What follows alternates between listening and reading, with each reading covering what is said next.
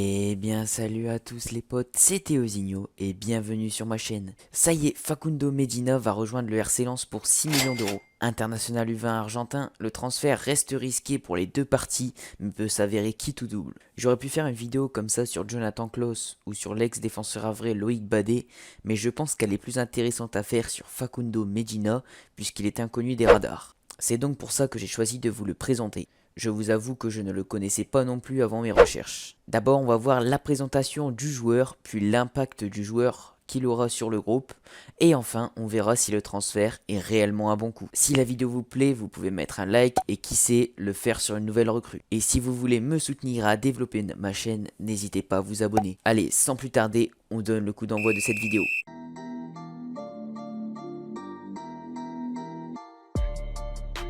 Facundo Medina est donc un jeune défenseur argentin de 21 ans formé à River Plate et évoluant actuellement au Club Atlético Talleres. Club de milieu de tableau de la D1 Argentine, il l'avait recruté pour 800 000 € à River Plate et vont donc le revendre 6 millions d'euros. Un beau bénéfice pour le club qui revend sa grosse pépite défensive. Le joueur a donc fait ses classes avec l'équipe nationale argentine des moins de 20 ans. Se révélant comme l'un des meilleurs éléments, il est le leader d'une défense à 3 dans laquelle il joue à gauche.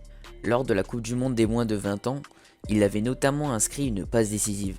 Après avoir analysé quelques phases, on peut voir directement ses domaines de progression. Sur cette situation, on va voir qu'il va lâcher son marquage un peu trop facilement et que cela va donc donner un but à la Corée du Sud. Ici en revanche, on va voir sa bonne qualité de passe qui va se transformer en passe décisive.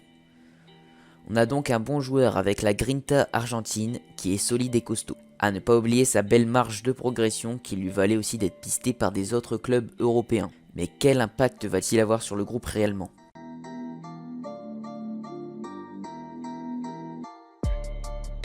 Le joueur va-t-il bousculer le groupe et la hiérarchie dans la défense à 3 ? Je ne pense pas personnellement. Je crois qu'il va être numéro 2 derrière Radovanovic au poste de central gauche. Je pense que sa première saison en France en Ligue 1 sera plus une saison d'adaptation pour lui, qui aura aussi la barrière de la langue et de la culture. Francaise est un entraîneur qui connaît les jeunes et qui a donné de la confiance à Charles Bolly, donc je pense que Facundo Medina n'aura pas trop de soucis à se faire pour ça. Hez lui donnera la chance de s'imposer dans cette défense à 3, ou pourquoi pas même au poste de latéral gauche si l'on venait à jouer à 4 défenseurs. Alors maintenant, est-ce que le transfert est un bon coup ?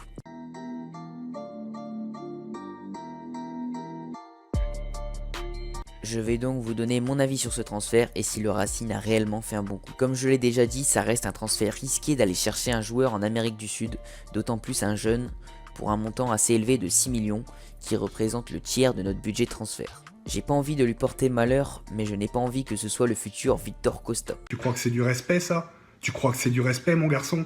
Sur lequel je n'ai peut-être pas insisté, c'est sur son jeune âge qui l'amène encore à un statut de pépite et donc d'une grosse marge de progression. S'il arrive à s'imposer dès le début, ça pourrait alors vraiment devenir un gros futur joueur. C'est donc pour ça que l'on peut qualifier ce transfert de quitte ou double, soit ça passe, soit ça casse. On investit une grosse somme au début, mais qui sait ce que l'on pourra en obtenir dans quelques années. Donc comme j'aime bien les jeunes joueurs, je vais lui donner confiance et je vais donc qualifier ce transfert de bon coup, puisque d'autres écuries européennes étaient aussi sur cette opération.